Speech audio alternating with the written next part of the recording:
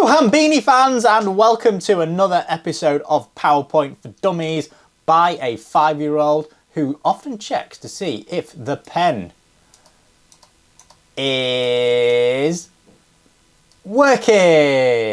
If you're not familiar with where that comes from, get a life.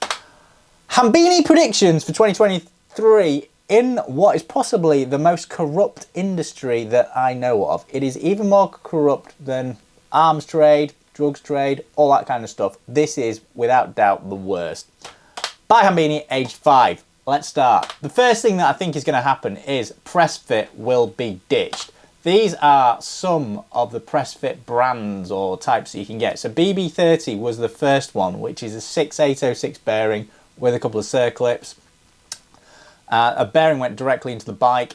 There's another one which I haven't actually listed there, which is Trek's BB90, same kind of deal. Then we got to the interface types, which is where a plastic sleeve or nylon sleeve goes in between the bearing and the bike. And you've got PF30, BB Right, B Bright, which is Cervelo standard, and BB Correct, which is Factor standard, which is a variation of B Bright. This graph is quite telling. It is, I wouldn't say it's categoric evidence, but it is a straw poll of some of the bike shops I know. I asked them over the course of 5-6 years how many bikes of a particular bottom bracket standard they sold, and they gave me that data. So the orange is threaded and the blue is Pressfit. Now you can see the Pressfit has been fairly steady over there, but then it started to curtail off, and the amount of threaded has increased quite dramatically, and that's in just absolute numbers. So 900 up here is 900 bikes. If you change that and then put it in terms of percentage, there's a definite trend downwards for Pressfit, and I think that is going to be continued. For the applications that they're going to change them to, I mean, T47 or a derivative of T47, these are the brands that use that. So Trek use an 85.5mm version of it. Factor, Cervelo, Felt, Look. I think even Yoleo are using T47. And then in the other corner, you've got BSA, which is mainly specialised in Cannondale. I will do another video about which one's better, but essentially this bit, the OR derivative, they've just taken a standard 47mm by 1mm thread pitch and just abused it. That's usually what happens. Next thing I think will happen, market correction. Now if you haven't seen this video by GC Performance, I'd suggest you go and have a look. He covers it in a lot more detail than what I'm going to say. This is a graph which I got from the Confederation of the European Bicycle Industry. The green on this stacked bar chart is e-bike sales, and you see that is ballooning quite dramatically, or predicted to balloon quite dramatically. The blue is just normal bike sales. So there was a bit of a peak where COVID hit, but from there onwards there's a steady decline.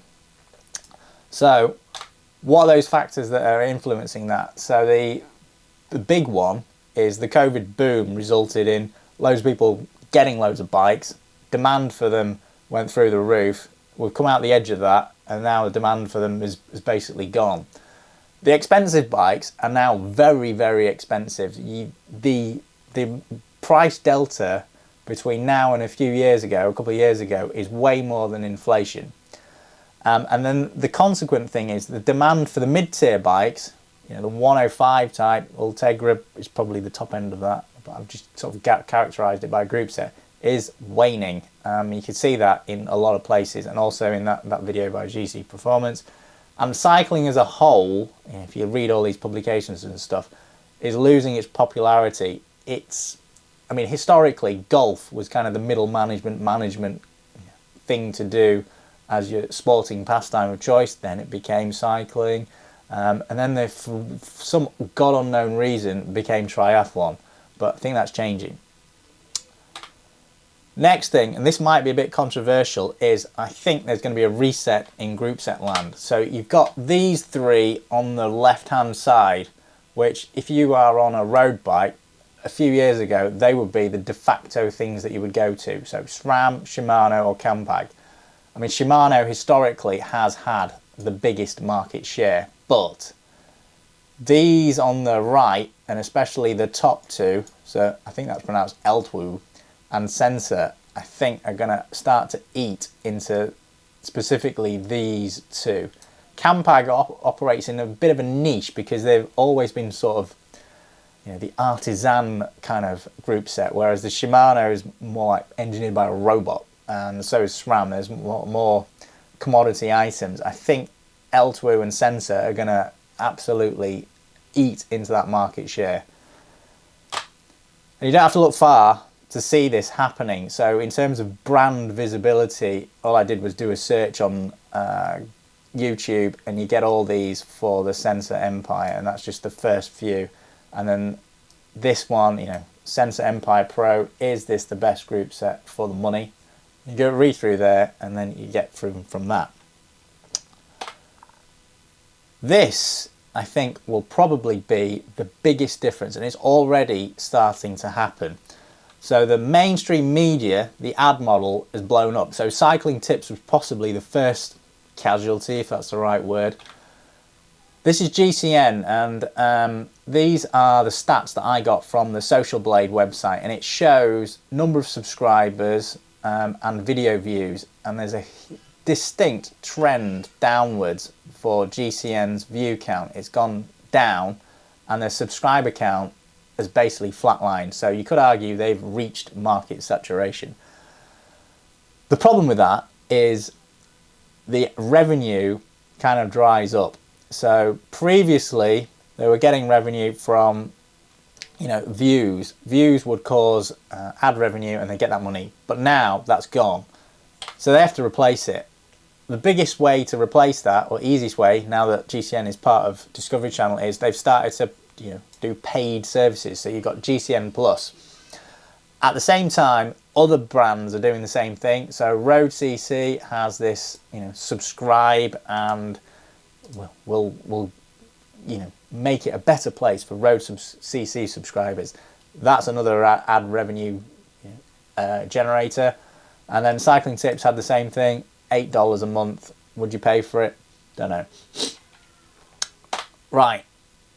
Another thing which is a bit more not so visible is this. Now I've just picked this Road CC review. It is for a torque driver, 5 Newton meters, and it's like 24 quid. That's an expensive torque driver. If you were to buy one that wasn't cycling specific, you'd probably be able to pick one up for about 6 or 7, and it would probably be just as good. Now, if you read the review, it talks about it, all that kind of stuff, and it sort of tries to be impartial. But if you go a bit further on, then you get to this bit on the right, and there's a load of affiliate links, and that is one way that sites like Road CC or Cycling Weekly or whatever generate cash. So they put these adverts in front of you, you hit buy now, and they get a cut of that sale. They've also got this bit at the top, which is, you know, cashback page. The problem with this is, as people grow, you know, aware of these things, then the credibility of the review or the impartiality of the review changes. And they're having to do this because previously the likes of Shimano or whatever would probably go to GCN and say, well, we'll give you 10 grand, can you do some content about this? They probably still will go to Shimano, but as you go further down the pecking order, and Road CC is well down the pecking order, they're not going to do that. And you can also see that in Road CC's editorial content, because they've had pops at Shimano in some of their videos. I've seen them, you know, talk about the cranksets blowing up from the galvanic corrosion. A few years ago, they would have never done that, because that is the hand that feeds them. And this is quite possibly the biggest change that is happening, or has happened, or is going to happen. So the Chinese brands are going to go mainstream. So I've just put some of those on there, which if you'd asked me 3 or 4 years ago, I wouldn't know any of them, apart from possibly Microshift and Fast Sports. The rest, and maybe Magine, and the rest had nothing to do with it. They are going aggressively into the marketplace, because now you're dealing directly with the factory and then cutting all the middlemen out. So it makes it much more cost effective for the end user to buy the product. You don't get the service level, but you do get the product at the end. I should just caveat that when I say you don't get the service level, You don't have the dealer network yet. But if I single out WinSpace, their dealer network is improving. Farsports are doing the same thing, and they're just trying to get basically into a Western level playing field. This is like the Google interest over time stats, and I put in WinSpace and just to show you how that has changed. So here, probably about 2020, the end of 2019, early part of 2020. So they started with the YouTube content and sending stuff out, and look at that dramatic growth in interest. And that is only going to continue. Now, if you were a specialised marketing department or one of the other big brands, they would be foolish to ignore that. And as an individual, who's coming on to YouTube or whatever, and then you're watching this kind of stuff, you'll be presented with that information and those views and that product. That's going to be in your face. And I think that will become much more mainstream going forward. Questions and comments. Right, what do you think will happen? Has the 5-year-old got it wrong? Don't know. Do comment in the box below, and I'll be interested to see what you guys and girls, the 2%, think. Oh, and the alternates think. And as always, keep banging your hairdresser.